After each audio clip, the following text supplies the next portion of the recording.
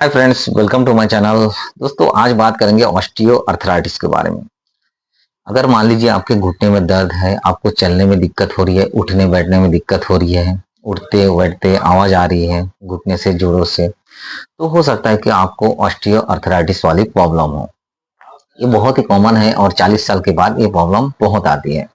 तो आज इस वीडियो में बात करेंगे ऑस्टियो अर्थराइटिस क्या है और इसके बारे में क्यों होता है। तो वीडियो को देखते रहिएगा, पूरा देखिएगा। दोस्तों, ऑस्टियोआर्थराइटिस का मतलब होता है जैसे दो हड्डियां रहती है। मान लीजिए ये दो हड्डियां आपस में जुड़ी हैं, तो ये दोनों हड्डियों के बीच यहाँ पे कार्टिलेज जुड़ा रहता है। तो कार्टिलेज के कारण से मूवमेंट होता है हड्डियां। तो ये कार्टिलेज जब घिस जाते हैं, धीरे धीरे ये घिसने लगते हैं, एक उम्र के बाद, एक टाइम के बाद ये घिसने लगते हैं। तो घिसने के बाद ये हड्डियां क्या होते हैं, आपस में टकराने लगते हैं। ये हड्डियां जब आपस में टकराते हैं तब क्या होता है कि यहाँ दर्द होता है, सूजन होता है, चलने में दिक्कत होती है, बैठने में दिक्कत होती है और कई बार आवाज भी आती है जैसे टकराते हैं। तो ये होता है ऑस्टियोआर्थराइटिस। दोस्तों, ये होता क्यों है? इसके होने के बहुत सारे कारण हैं।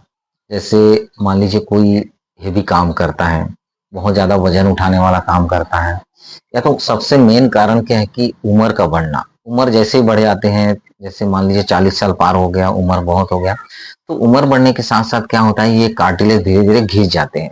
तो इसके कारण से भी ये प्रॉब्लम आती है।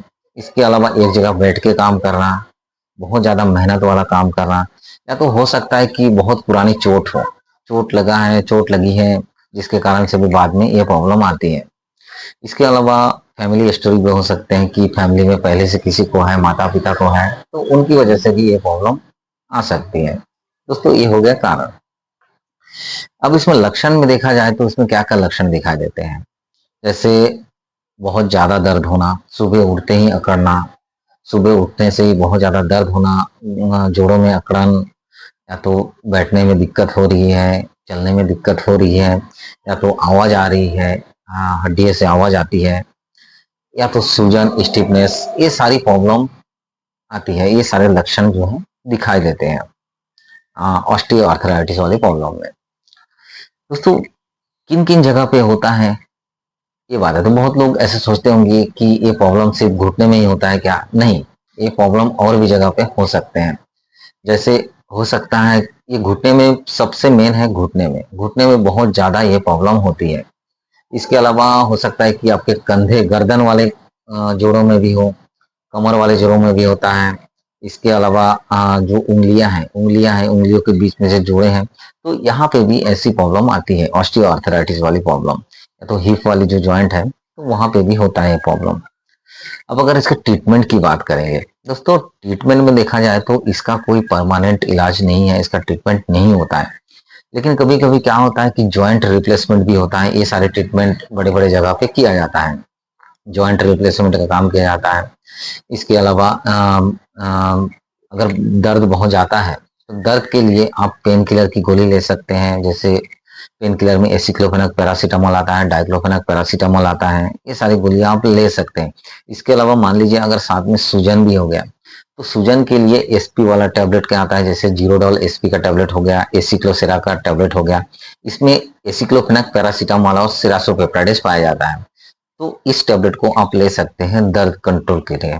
इसको परमानेंटली ठीक नहीं किया जा सकता। इसके अलावा कुछ कुछ फिजियोथेरेपी ट्रीटमेंट भी दिया जाता है, या तो कैल्शियम प्लस विटामिन डी का गोली दिया जाता है। तो इसको आपको कंटिन्यू करते रहना है, या तो कुछ कुछ सीवियर केसेस में सर्जरी भी की जाती है। तो ये हो गया इसका ट्रीटमेंट।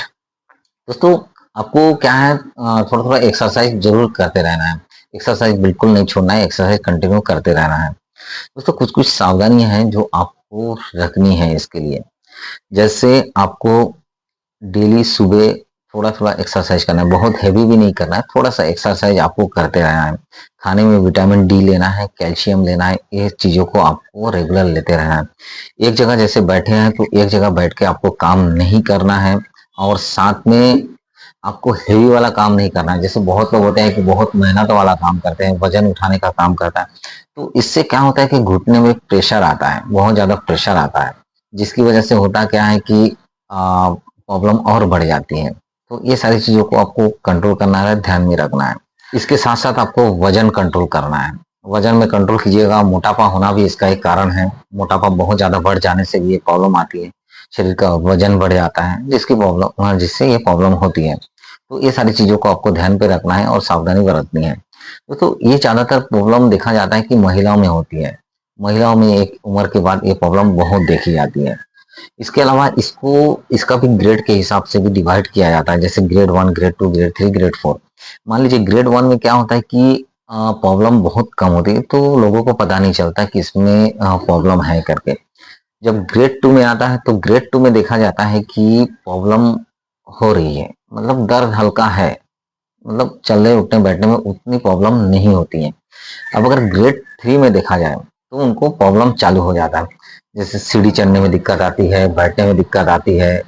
इसके अलावा देखा जाए, अगर ग्रेड 4 की बात करेंगे, तो ग्रेड 4 में होता क्या है कि इसमें चलना फिरना बहुत मुश्किल हो जाता है, मतलब इंसान चल भी नहीं सकते, उठ भी नहीं सकते।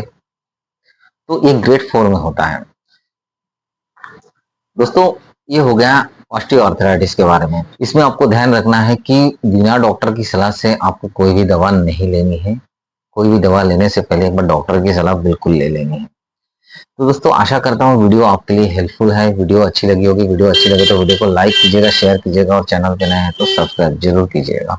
इसी तरह मिलेंगे नए हेल्थ रिलेटेड वीडियो के साथ। देखते रहिएगा हेल्थ जंक्शन। Thank you.